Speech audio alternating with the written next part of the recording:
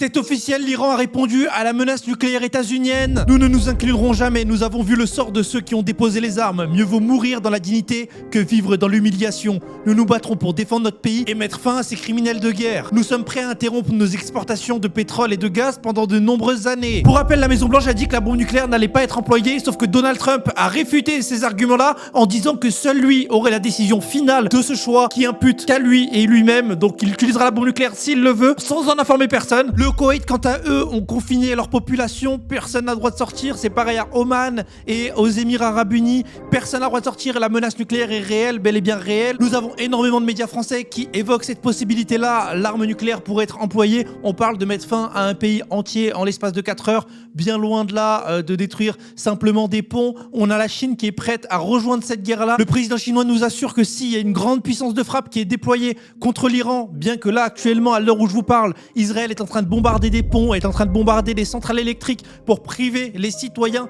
d'électricité. C'est pour punir les citoyens, en particulier que Trump a traité d'animaux. Il traite les citoyens iraniens d'animal. Israël pourrait bien disparaître en même temps que l'Iran si l'escalade continue. C'est une escalade qui est sans fin. Il y a carrément la télévision israélienne qui met un compte à rebours en attendant que l'Iran disparaisse. Donc à la fin de ce compte à rebours, l'Iran aura disparu selon les chaînes israéliennes. Les chaînes de menteurs pro-sionistes nous annonce que l'Iran compte disparaître ce soir. Donc là, ce soir-là, il peut y avoir un point de pivot mondial. On pourrait même se voir, nous, impactés par cette décision-là de Donald Trump qui compte justement envoyer une bombe nucléaire et tout détruire sur son passage. La France qui vient de conclure un accord pour que 3 personnes étant bloquées en Iran puissent être libérées, un extradé iranien et 2 personnes qui sont françaises qui vont être justement libérées en échange de 3 prisonniers français. Donc c'est un échange de bons compromis. La France essaie d'entretenir des bonnes relations avec l'Iran. Pourtant, il y a quelques semaines, on nous disait que justement l'Iran c'était des criminels, qu'ils traitaient mal les femmes,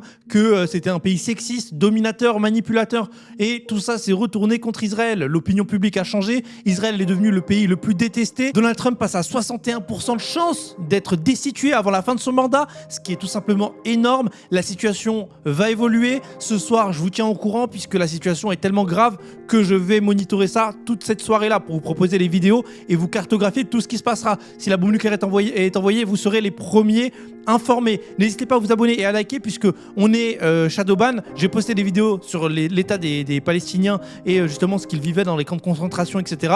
Cette vidéo-là a été totalement shadowban, exclue des pour toi. Donc vous allez voir cette vidéo-là manuellement et vous allez justement constater toutes ces preuves véridiques qui poussent justement TikTok à me shadowban. En tout cas, je vous laisse sur cette phrase et je vous dis prenez soin de vous, à une prochaine et n'hésitez pas, hein, comme j'ai dit, abonnez-vous, likez.